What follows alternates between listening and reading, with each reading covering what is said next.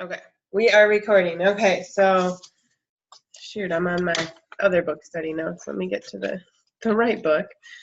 Okay, so we're gonna do chapter 9, 10, 11, and 12. These were interesting chapters to me because I felt like some were like information overload, and then some were like, oh yeah, get it, done, like moving on. Pages. Like seriously, chapter 10. I wrote one thing down. And chapter 12, I don't even think I wrote anything because I was like, but do people really do that? Like, I mean, I understand sometimes it happens on accident, but I felt like she was going after kind of a little bit like harsher of people. And I don't think I've come across that. I've come across the accidental steal of an ambassador, but never the like vicious. Yeah. So I know I kind of said that on the thread. Like, I'm thankful that we do it differently. And maybe not all teams are like that, but I really feel like our team is pretty legit when it comes to that. So I feel like follow-up 9 and 11 were intense for me. So let's dive into 9, the fortunes in the follow-up. And 9 wasn't super intense. I feel like this is stuff we talk about a lot, but had really great tips, pointers, ideas, scripts, all that kind of stuff. So I'd love to hear what you guys thought. The key things I have like in the beginning part was that no means not right now. So unless they told you, like, absolutely no way, no how, please don't ever reach out to me again about Plexus. I am never interested in this. Then I would say, okay, take them off your list. That still does not mean that they aren't going to come around. But I think that does mean it's not up to you to follow up with them at that point. At that point, they would be then coming back to you possibly years down the road saying, okay, I know I said never, but here's my situation. Now I'm interested. So I think that is huge because I think so often when people tell us no, we kind of like, ugh. But guys, how many things have you ever said no to in your life and then come back around? Like, I'm never. Like, we were just talking about Elizabeth, and I was sparkling with Elizabeth and then Michelle, and they were talking about running. Like, no way, no how. Running is not my thing. I'll go ahead and say never, but who knows? Maybe in 2 years I'll be a marathoner. You never know, right? So just because you say no, it just means not right now. It's not for them now.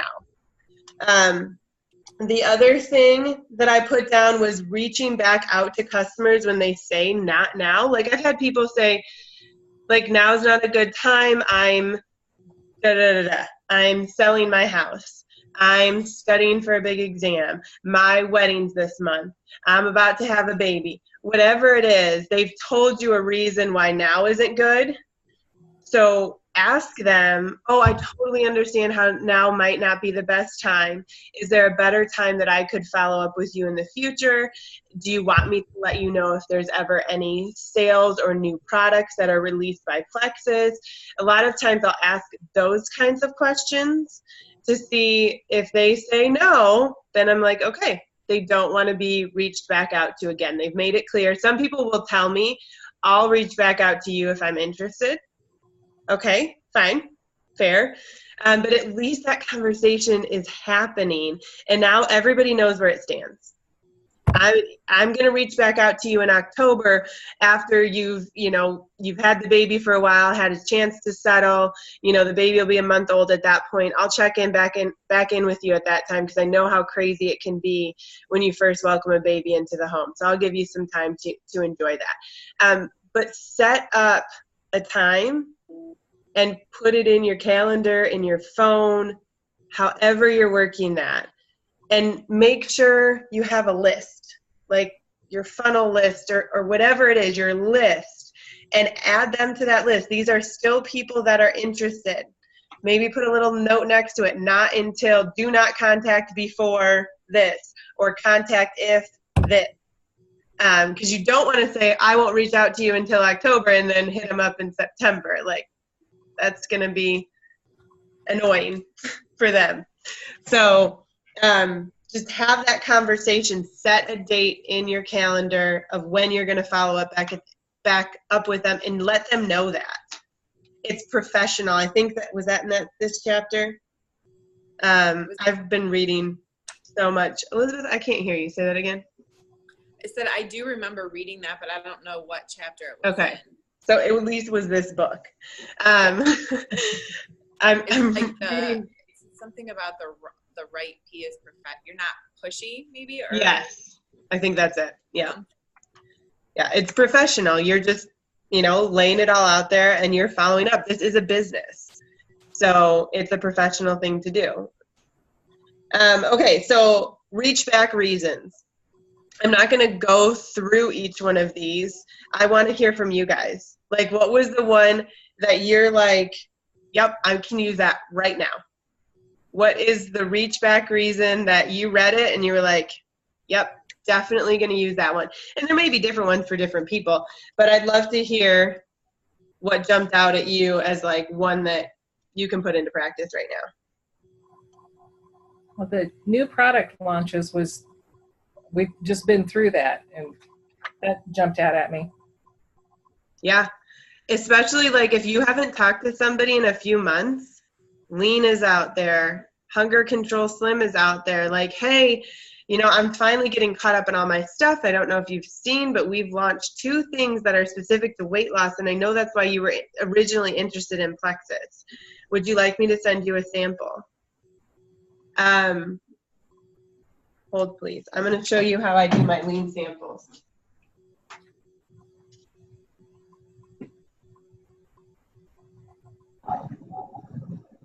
Okay, I'm back. They have these little 2-ounce, like you might see them used for dressings and stuff at restaurants with the lids. 1 scoop of Lean fits exactly in these. And then I printed little circle stickers. I just gave away my last one. But little circle stickers to go on the top that's like I just used the Lean logo and print them on little circle stickers and stick them on top there. So this is a really great way to send them out. If you're mailing them, I would probably still put it in a baggie in case it were to pop open in mail.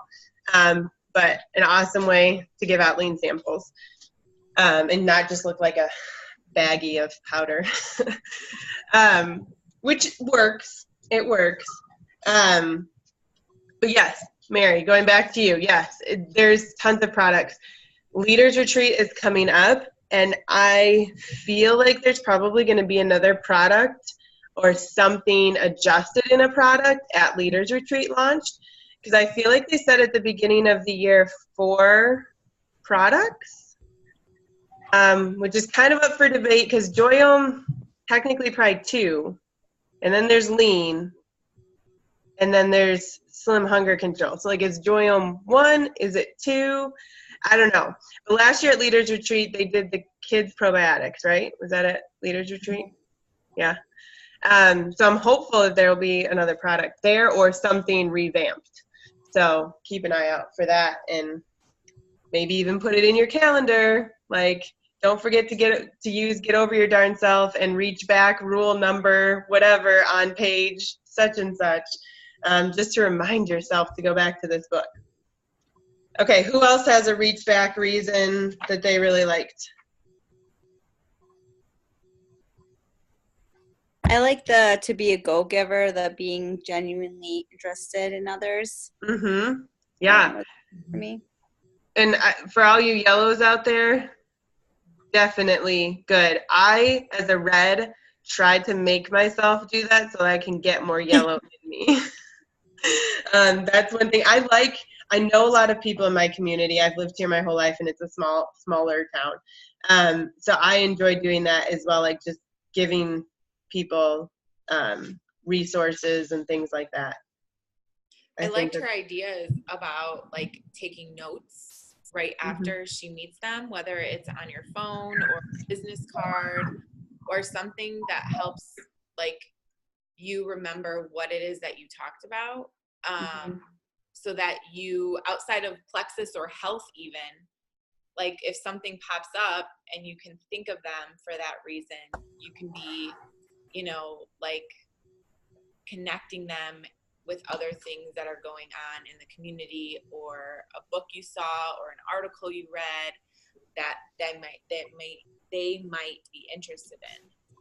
Yeah. And I think especially like on Facebook and stuff, like if you see someone that you're connected with, like say, oh, does anybody have fun kids activities for this weekend? Like then you know that that person is looking to do fun things with their family. So then if you ever come across an article of like the top 10 things to do in Chicago this winter, you can be like, hey, I know you were looking for fun things to do with your family this fall. I just came across this article and thought you guys might be able to use this this winter. So like keep things like that in your mind. I like Elizabeth's like take notes about it, keep it in an Excel spreadsheet. If any of you ever do vendor events, I know you do need a computer. If you guys ever do vendor events, like usually we have like a little raffle form that they fill out and put in there. It's great to write on the back of those. Like as you're talking to people and they're like, oh yeah, I struggle with this, and that, like write little notes once they leave the table. Like you can jot down little notes, or you can even tell them like, oh, I have a great article for that. I'm going to jot down some notes on here so that I remember to send that to you. But like take notes on the back of those entry forms, because you'll probably, after you talk to 50 people in a day, how are you going to, remember what Susie was struggling with? So good one, Jessica. What else you guys got? I liked the reach back number 6. Like anybody who's pregnant or recently had a baby, it may not have been a good time, but how those certain things, or just kids getting older and going into school full time, can change the way that they can change their whiffs. Like what's in it for them at that point when you talk to them a year ago or even 9 months ago might look differently now that they have a baby and they were home with them for 3 months and now they're going back on maternity leave. They might be at a place where they're now ready to focus more on things that they could do to be home with this baby. Not necessarily, but I liked those tips that she offered through that. Yeah, I think that was a great point too. They were all good, honestly. Yeah, they are. It just makes me want to have like a better system of tracking everybody that I've. Yes, I agree. Like, I think if you've learned nothing from this book other than that, like, get a system and don't be overwhelmed by it. I think the thought of doing it is like overwhelming, but I can tell you that at year 1, I was overwhelmed by it. And at year 2, I was really overwhelmed by it. And by year 3, it seems impossible. So do it. Do it now. Even if all you do is from this point forward. Like, I feel like whenever I tried to sit down and do it, I was like, oh, but I don't even remember who I've already talked to. I don't even know where to start. Like, just start today. Just start today. Eventually, you'll be able to put those other people into categories as you remember them. But just start today and I think an Excel spreadsheet makes perfect sense because you can sort by columns. And so if you have a column for their profession, a column for their dreams and goals, a column for how many kids they have or interests, hobbies, you can sort all of those columns. Yeah, so start it now. Like, stop waiting for the perfect time. Stop, maybe every Sunday you do data entry. Maybe throughout the week it's just in a notebook, and then Sundays you sit down and you do it, and then you reward yourself with whatever that is. A glass of wine or a piece of chocolate. I didn't say like a whole bar. But maybe you just reward yourself with something, watching a TV show. I did that on Saturday. I'm actually in an accountability group with non-Plexus people, and our challenge for the day was to do something we didn't want to do. And what I didn't want to do was do my notes for all of this. But if I don't do my notes for all of this study does not go very well. So I made myself sit down and do all 4 chapters. And when I was done, I had myself a glass of wine. So pick one day, Sunday is the day I'm going to do all my data entry. And I don't go to bed until it's done, and there are no excuses. And that is my non-negotiable. It is necessary for my business for me to do it. It's necessary for me to feel in control of my business for me to do that. And that has to get done. And I cannot do anything fun. I can't have my reward, whatever that is, until I've done my data entry. So yes, get a system. The one thing that really stuck out to me was the media coverage. There's been so much media coverage as it pertains to Joyome, like so much media coverage. I think there was just something last week in our, what's it called? The Scoop, right? The Scoop. What's the Scoop?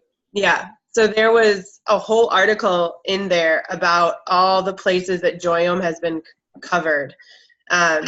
And so I feel like that's a great place to just reach out to people like, oh my gosh, check out all the places we were, all the magazines and stuff that covered us this summer for great skincare.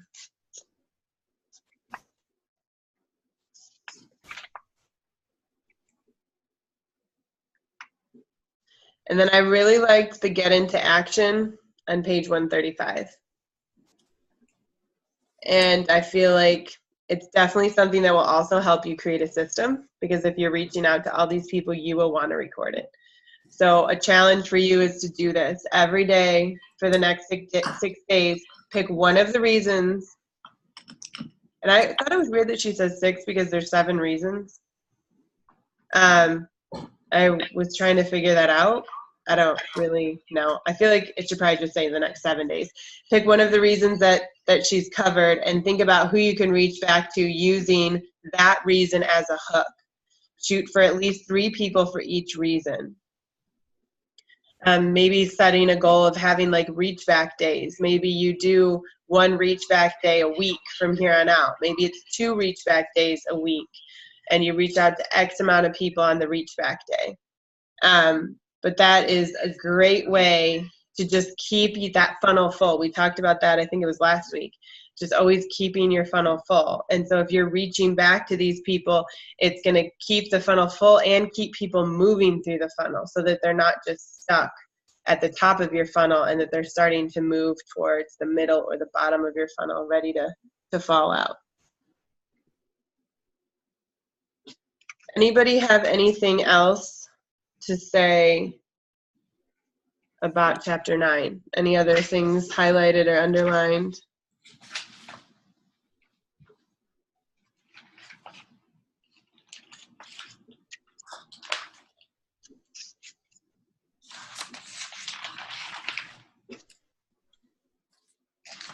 Okay. I did just look back, and on page 124, at the bottom there, she said, don't exclude people who are your customers. Those are great people to reach back to about the business. And just saying like, oh, I see that you're having great success and you're consistently purchasing every month. You know, I'd love to help you get your products paid for. Have you thought about sharing your success? Different things like that. So I thought that was a good tip too. Okay, so chapter 10 was pretty uneventful for me. The key thing I wrote down is that your people will do half of what you do. Mm-hmm. And that is super convicting, having a huge team. And yeah, as a leader, like, we can't expect them to do it if we're not willing to do it.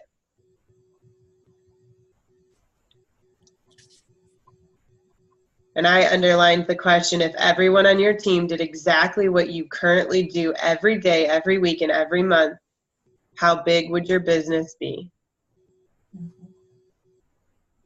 And I feel like that's something I just need to throw on my refrigerator. Like, dang. that was a motivator to me. Does anybody else have anything on chapter 10?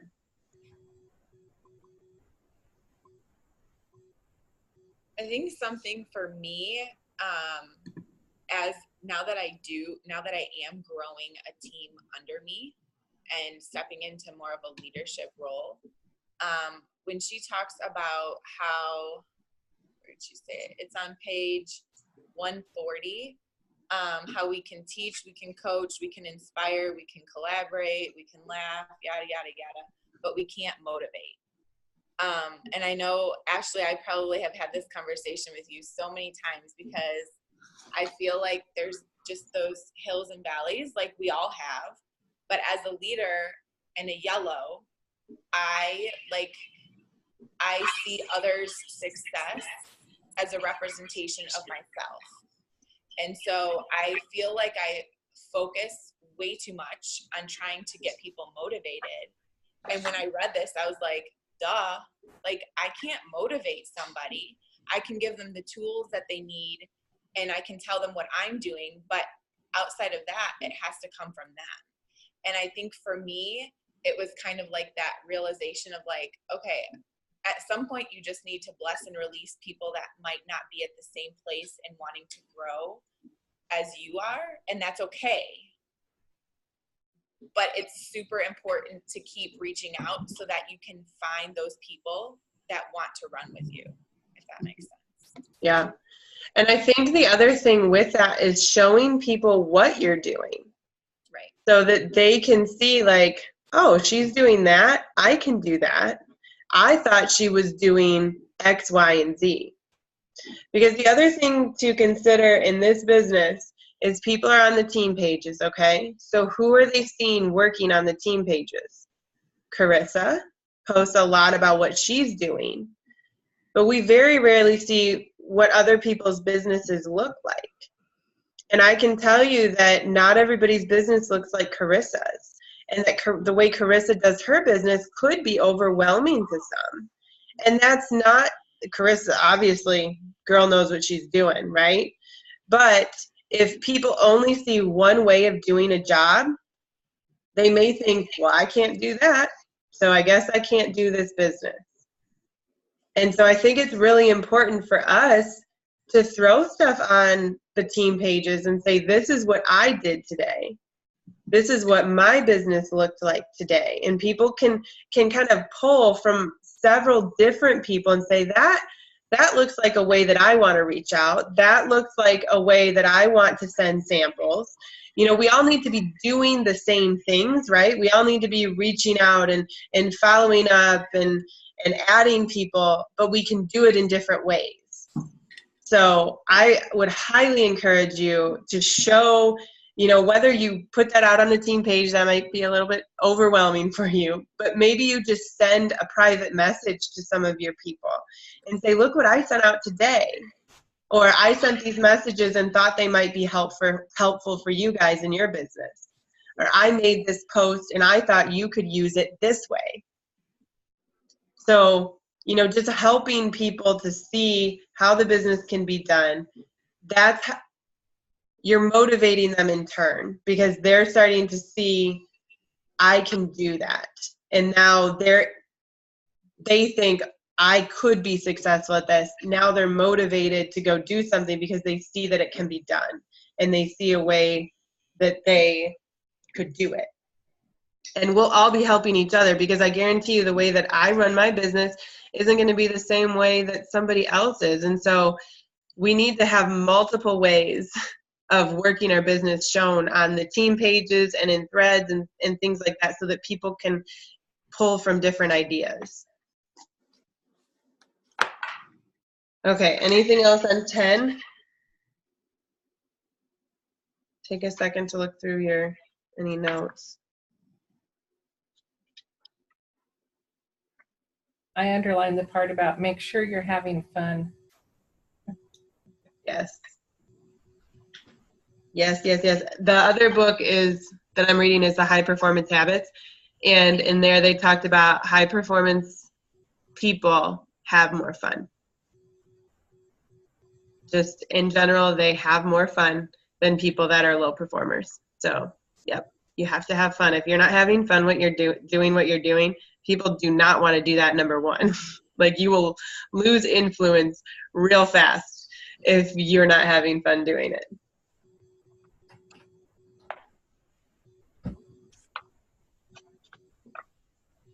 Okay, 11. This was heavy to me. Yeah. I feel like we might need 45 minutes on 11.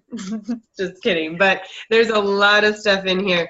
I do not like her constant use of words that I don't want my children to see. My children are of reading age. And I'm like, ooh, like I feel like I have to hide this book. But the chapter, the BS we tell ourselves. And how about we just call it the trash? The trash we tell ourselves. Like, head trash galore in this chapter. Okay, I don't want to go through each one like line by line because I hope we all read the book or plan to read the book. So what I want to do is just you guys kind of throw out some of them that you're like, this one spoke to me, or been through this one, got through it, or I'm working through it. Maybe you had an experience with one of these. Yep, that happened to me.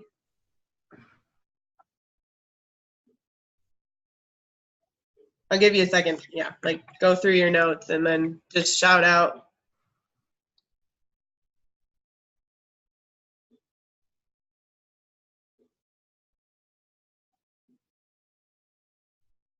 Part where she talked about if you are making time for your business and your why is big enough, but your business just isn't growing, maybe you're spending your time in the wrong place. Yeah. And I feel like that is something that was like, yeah, definitely can see that. And I like the get into action. And I think it goes, like what Lorelai was talking about last night on our call, like making things that are a priority important and learning to say no to some things that may be not so important. Yeah, like they don't align. So for those of you that weren't on our team call last night, because you're not on our smaller team, we talked a lot about like identifying your 5 projects. And maybe you only have 2 projects. Like Lorelai shared, she has 2 projects right now. It's family and it's Plexus, and that's it. So she has eliminated all of the other stuff. And for her, that meant eliminating after school activities. She's not joining any Bible studies right now. Those are just limits she has set. And so, like, have you figured out what your major projects are that you're working on right now? And I just gave an example of how Lorelai's doing family. For some of you, family may look like doing the soccer games and being in all of that stuff with your kids because you love sitting on the sidelines and cheering them on. And so, like, it can look however you want it to look. But have you identified your 3 to 5 projects that you're working on right now? So that when other stuff comes at you, you can say, no, that doesn't align with the projects that I'm working on right now. I can adjust my projects at any time, but what are your projects? And it kind of goes like Elizabeth saying, like, so what is it that you're working on, and what are your goals within those projects? So if your project is Plexus, what does that look like to you? Because if all you do is spend your time doing a book study, I guarantee you your business will not grow. Like, these book studies, personally. Yeah, these book studies are great, and I guarantee they're starting to turn the wheels, but you have to put it into action. And we talked about that last week. Like, so if you read your book for 30 minutes a day and think, I just worked Plexus for 30 minutes, don't lie to yourself, because that wasn't working Plexus. That was learning how to work Plexus, and that is definitely necessary. But you still have not worked Plexus today. Okay, so the number one thing you have to make time for is personal prospecting. Mm-hmm. That's the hard stuff. Yes. And I think like as your team gets bigger or as you're like going through growth spurts or growth pains, either way, like sometimes we lie to ourselves. Like, oh, I'm revamping my list. I'm doing this book study. I'm checking out my team page. I'm talking to my people. I'm coaching them. But those are great and they are necessary, but they're not growing your immediate business. So don't lie to yourself about that. And I think way back to what Elizabeth said is like you have to look at why, if you've got your why in place and you're devoting the time, why isn't your business growing? Because you're probably not doing the stuff that's hard and the stuff that you should be doing. So that was definitely a big gut check for me there.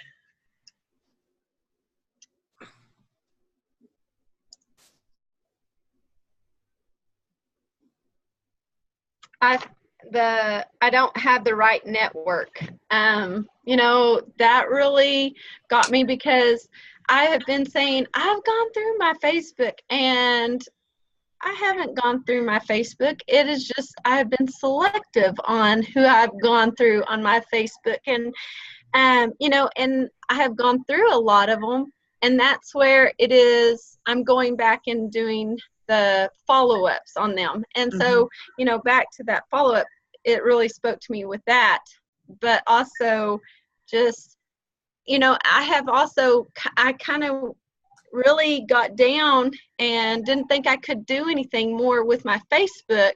And so I have been thinking, oh, I've got to build my Instagram and trying to work with that. And whenever, you know, yes, I want to build Instagram, but I still have enough on Facebook and I need to work that and follow up and do all that. So anyways, that was a good one for me. Yeah, I wish Stephanie Blazina was on this call. She had to go to a funeral tonight for a friend's parent, but she has told me that from day one. I don't know enough people. My network isn't big enough. There's no way. We live in the same town, and she's like, you already have everybody that I know that would even consider it. And the girl surprises me every single month. I mean, she is regularly going silver again.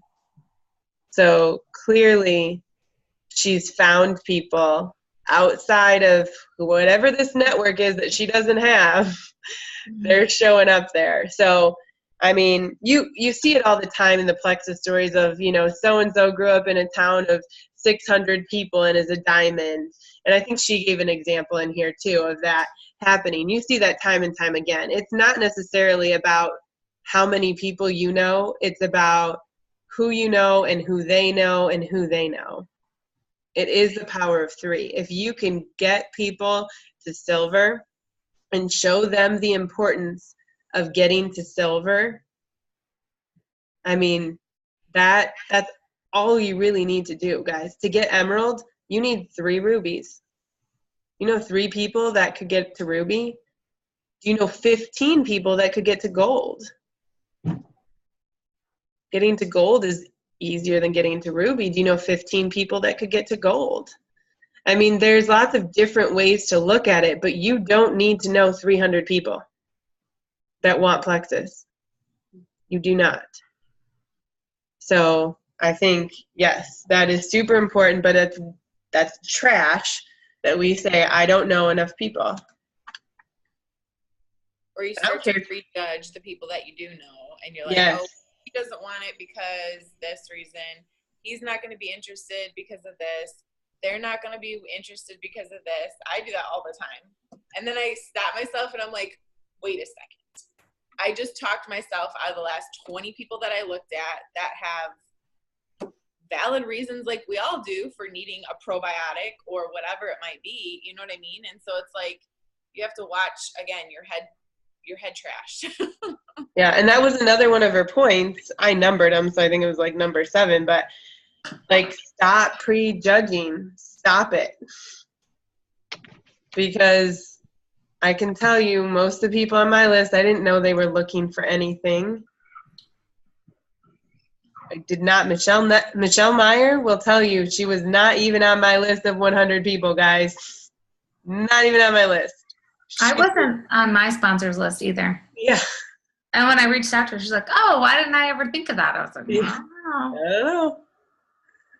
So we got to stop doing that because we're killing ourselves. Luckily, we have good friends that reach out to us and say, "Hey, I want to join your team."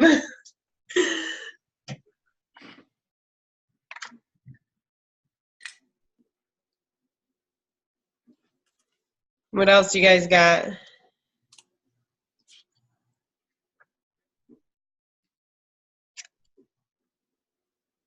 I feel myself, another one is I don't have what it takes to be a leader. You know, I feel like I am so disorganized. You know, I feel like my life can be organized, but this up here is so disorganized, you know, and the Excel is something other that I really need to get, you know, do that. But I just don't know, you know, I feel my head with that trash all the time, and go out.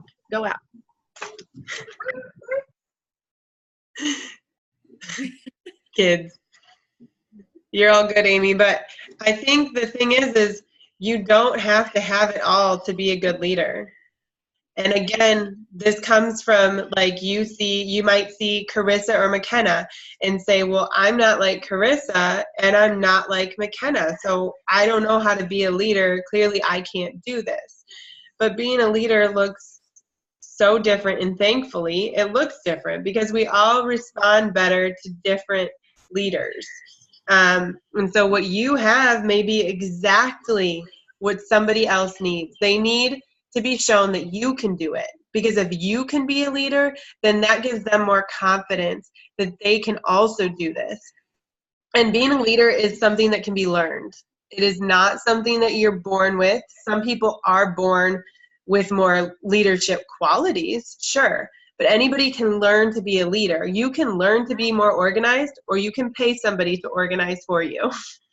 There are two options there. You don't have to have it naturally. You can pay people to do just about anything. Now, I know you have to have the funds to do it, but you can pay people to organize your stuff. You can learn. You can learn how to be more organized. You can get into accountability groups and say, guys, I don't have enough organization. I need help. Show me what your organization looks like. I'm willing to be organized. I just need someone to help me. I need someone to show me how to do it. You probably have somebody, either a sideline or somebody on your team that is really organized and would love to help you, because organized people like to help other people get organized. So I've had people say, well, I'm not good at math, so I don't know how to do goals with people. Well, that doesn't mean that you're free from doing goals with people. Either learn how to be good at math or find a sideline that is good at math that wants to share that with your team. And then figure out what you can then offer back to that team. Cassie Howard and I partnered together because she's really yellow, and I have a lot of yellows on my team, and she shows my yellows how to be good at Plexus as a yellow, because that's not something I can show them. I'm red. I'm not going to change colors magically. So she does that for me. I love math. I do that for her team.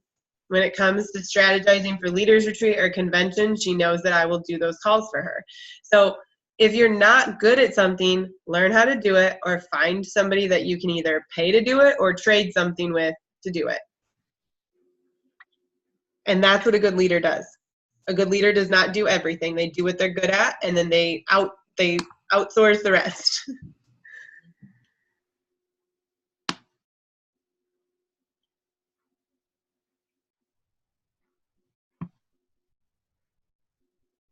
I liked where she said, I can only sell products.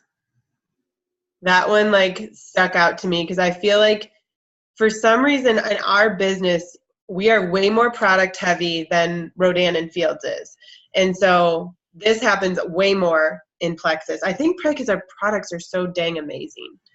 And our products have life-changing results. Rodan and Fields, I'm not here to slam them at all, but ours are life-changing for many people. Skincare can be life-changing, but ours, I feel like, are more life-changing. I don't know. I said it, and it's recorded. So, but I like what you said. You sell what you share. So if you're saying I can only sell products, what are you sharing with people? You're probably sharing the products. You're probably not sharing the business or not sharing it as frequently as you could. And we kind of talked about this last week, like knowing the difference of what to do when. But then she went a little bit further and said, figure out why you aren't leading with the business. So why aren't you leading with the business?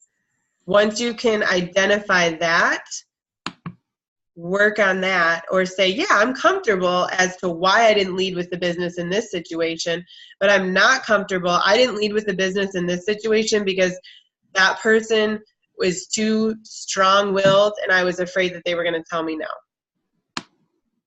That's not a good reason to not share the business.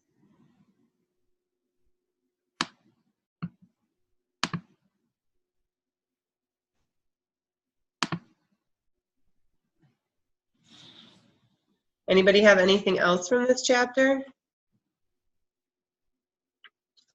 I just feel I struggle with head trash altogether, but I'm working through it. Mm-hmm. Yeah, and just pick little things. I mean, it gets better. A lot of it is putting yourself in action, in activity. Like, I struggle with a lot of head trash. I don't like to fail. That is my biggest head trash. And so I find that I won't go after big people because I don't want to be turned down. So I'll go after the easy ones, the ones that I think are easier. But that's not very motivating probably for my team. If I'm never going after the big fish, then why would they?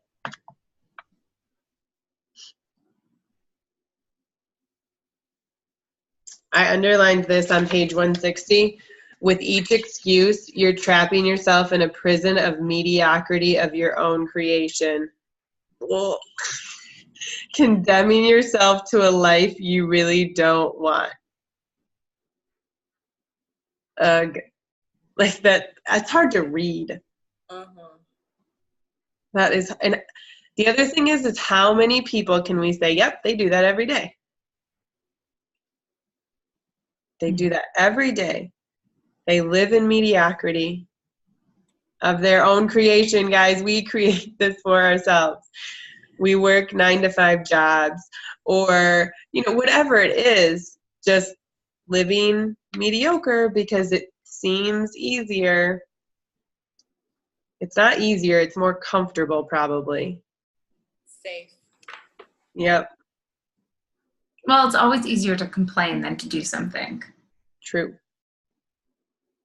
And we live in a complaining society. Hands down. And a one-up society. Like, girl. Comfortable misery. Yes. And misery loves company. So, hey, I had a really bad day. How bad was yours? It was a little worse than yours. Started earlier. And that will be another reason why if you're not doing a gratitude journal, start it now. Because when you start your day and end your day, I mean, you can throw 3 things in the morning and 3 things at night before you go to bed of things to be thankful for. It's amazing how quickly your mindset changes. And do it with your kids.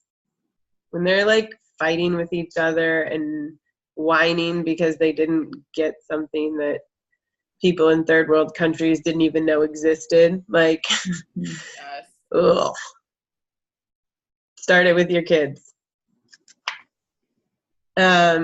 You too, Mary. Start it with your kids. That Jessica needs to be more thankful.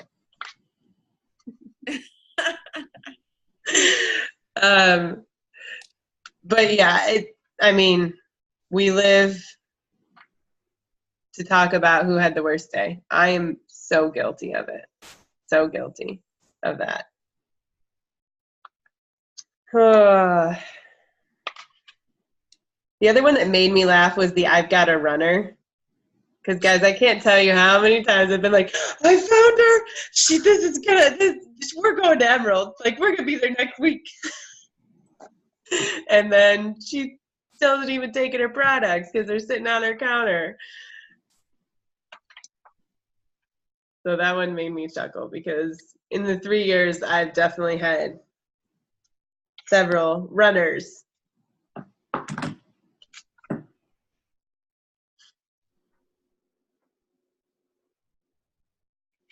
I also underlined the whole idea that, like, I didn't know I wasn't talking to enough people until I started talking to enough people.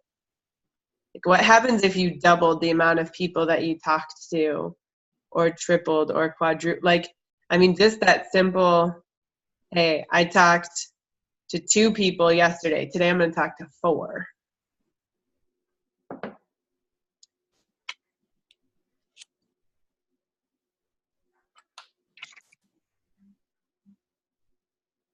Okay, anything else?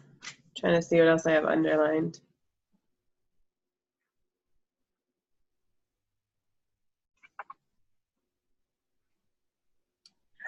I feel like this one might resonate with a lot of you people, especially yellows. I don't want to be that person who people run from. And she just kind of said, like, good, I don't want you to be that person either. But I underlined on page 154, for the right people, you have a gift. Don't decide for someone else whether they need that gift. Think highly enough of them to let them decide. I feel like that's freeing.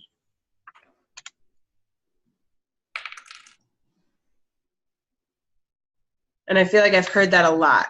I don't want to be that person.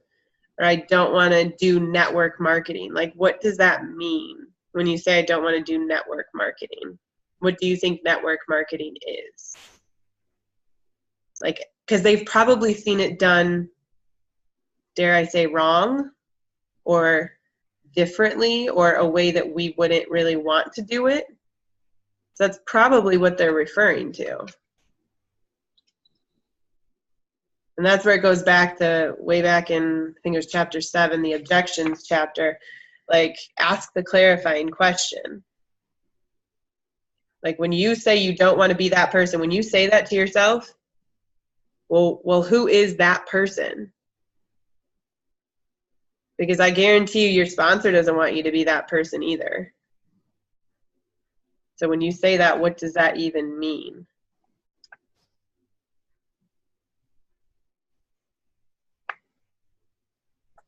Okay, anything else?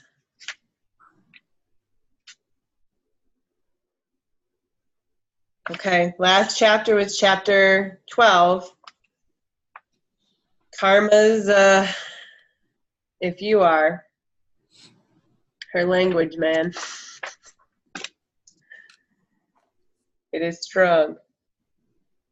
I really did not have a lot here other than, like, the golden rule. And help each other and build each other up. I think quite often I will get into conversations like, oh, you do Plexus? And I'm like, ooh, I got somebody, here they come. And then I'm like, yeah, I love it. And they're like, oh, my sister-in-law does it too. I'm like, oh, that's so great.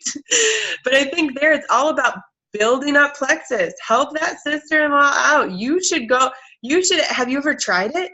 You should ask your sister-in-law for a sample. You will love it. Here's what I've had success with. Because, guys, the more people are talking about this, the easier our job is. We want everybody on Plexus, and we probably cannot get them all ourselves. But if everybody is talking about it, when I started Plexus in my community, nobody else was doing it. It was really hard to get people on board because they'd never heard of it. They had no clue what it was. They were scared of it. Now that they see people drinking it everywhere they go, it's like, oh, you do that, right? I've seen a lot of people posting about it. I trust you. So the more we get people talking about it, the less we have to advertise it, and it's a little easier. People think, oh, my area is too saturated. Perfect. Somebody else has already done a lot of groundwork for you. They've already laid it all out. If you have a reputation and people trust you, your job just got real easy. All you have to do is tell them you're doing it. And then they're like, finally, someone I can trust, someone I know well. So that was kind of the big thing that stuck out to me. And I feel like a way that's our culture. Like, that's what we do in Plexus, is send people back to them, encourage them to get a sample from somebody and to try it. Because who knows, their sister-in-law may stop selling it down the road and then they need someone's team to join. You never know. And I always look at it as, like, I've had multiple conversations with people who have either tried it in the past or are currently taking it, not on my team. And I'm shocked at some of the questions they ask or some of the lack of information that they have, and they're actually still taking the products. And so in my mind, I'm like, well, I need to help educate her whether she's on my team or not, because you want to make sure they have the best experience too, because who knows who they're talking to in your own circle of friends. And if they're saying stuff like, oh yeah, I tried that, but I got headaches, so I just stopped. Or, oh, I didn't know I was supposed to take this, at this time of day versus that time of day. Can you tell me more about that? So it's just a really great opportunity even still to, again, let them know, if they're seeing what you're posting on Facebook and whatnot, that you're educated on what it is.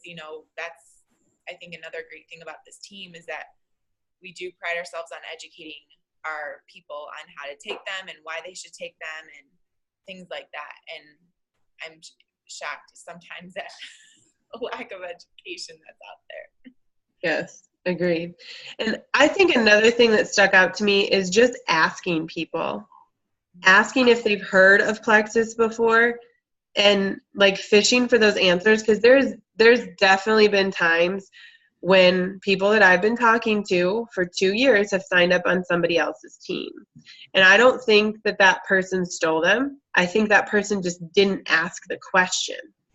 And then that person, a lot of times when we run sales, in network, there's a difference between network marketing and direct sales. Direct sales, you can buy like from multiple people. Like, I think of like LuLaRoe totally blew the minds of how network marketing direct sales works, because they encourage you to buy from multiple people. And so it kind of blew it wide open of like, okay, well, now people think they can support multiple friends in the same company. And that's not possible the way that our business is outlined.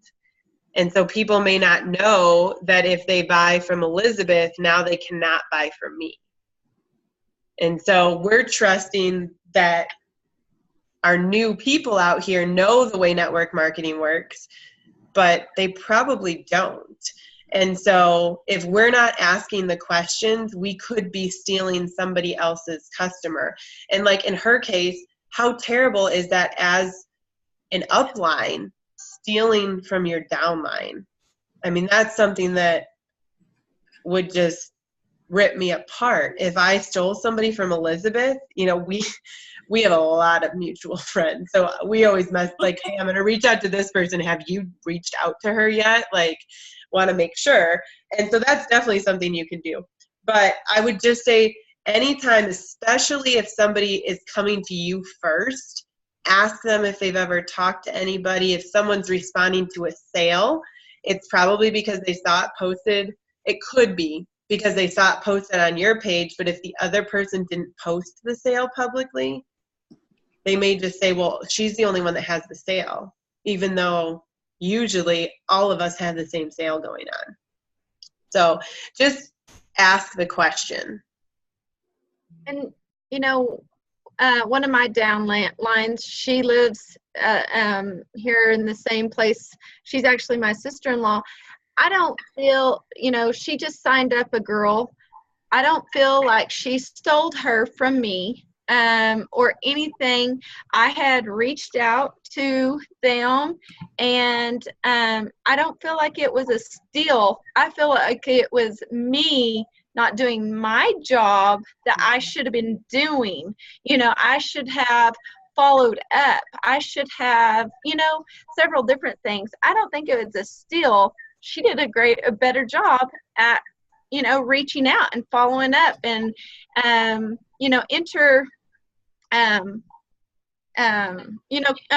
the conversation back and forth with her. And so, I don't know. I just feel like you can't look at it that way, that I stole or she stole, or, I mean, look at yourself. How did you fail? Yeah.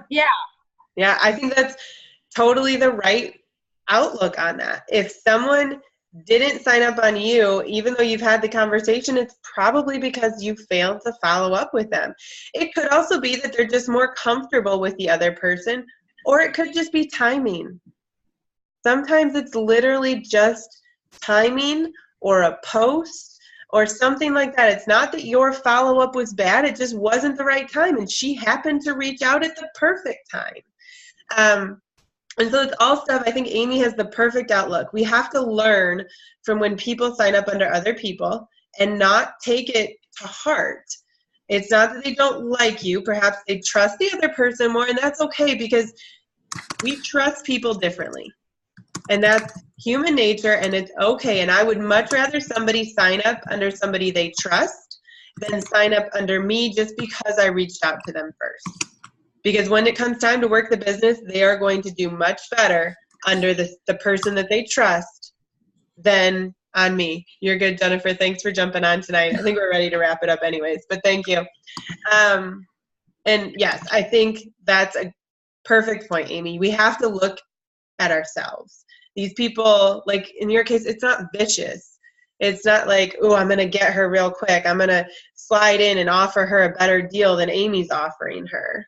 That's not how we do it. So I guess my warning to you after doing this, I've had people that I've had to switch to different teams because, it can get hairy if we're not asking the question of, have you ever heard of Plexus before? Who did you hear that from? Because maybe it's someone on your team. Like, I'd rather them be in my downline than be directly under me. I'd rather help one of my people get somebody than just put them under me. So ask the question and then go from there. And they can make the decision.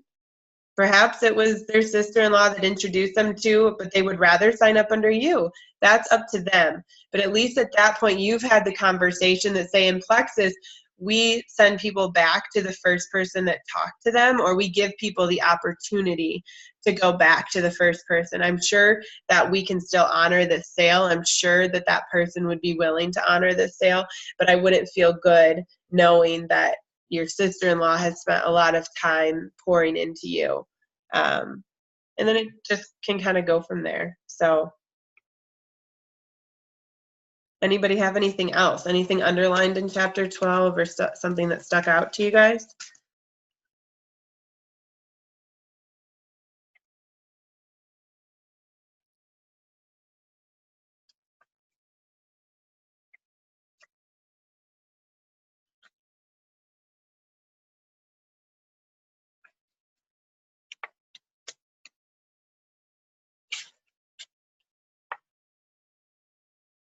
Okay.